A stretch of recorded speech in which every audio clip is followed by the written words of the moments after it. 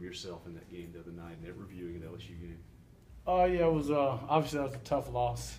Being the leader of the offense of the team, sucks to lose in that way. But we fought back then. We gave ourselves a chance. But I got to make a better throw, 2-point conversion. I got to help coach out with the time at the end of the game.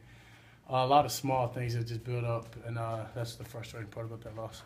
What stood out to you when you guys reviewed film with that? I think there's some areas that I could have used my feet in the pass game, just getting out of the pocket and running a little more, creating, just making things happen was the biggest part, and just obviously in that 2-point conversion.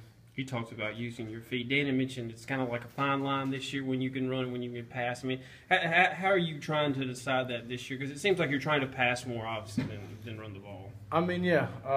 I just got to realize when I have those lanes and take them early and don't let those lanes close up. But know the defense that's behind it. Know when it's important to go and run and get those yards versus just going through the progression all the way. Does it also show that you got a maturing as a quarterback? You mentioned last week you're trying to go through your progressions more, and it's obviously taking away from your win. Is it just you maturing as a quarterback?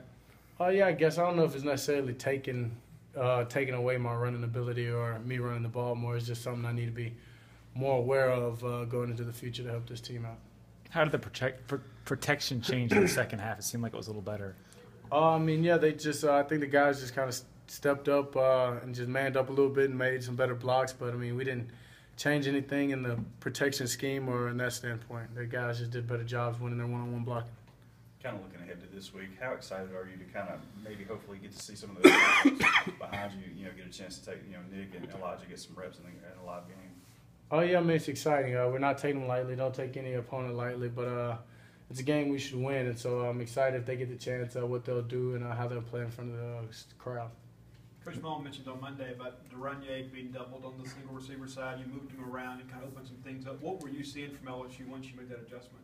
Oh, yeah, they're basically playing a 2-high defense and, trying to double bareback side and bracket in the field with one-on-one outside, just trying to take away our playmakers.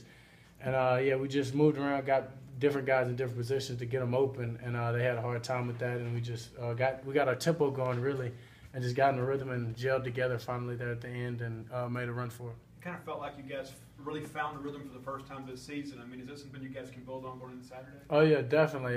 Even with the loss, there's so much you can learn from that. I mean, especially with the loss, there's so much you can learn from that.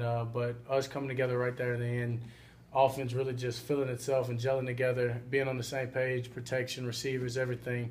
We can definitely use this momentum going forward and build on it this week going forward in the season. What have been your impressions of the running backs so far? They've been good. I mean, I feel they've done enough. They've done their job, I guess you can say. But I think they have a lot more. They may be holding back a little bit or whatever it is, but they've got a lot more, and they'll show in there. Great group of backs, so I'm excited for them.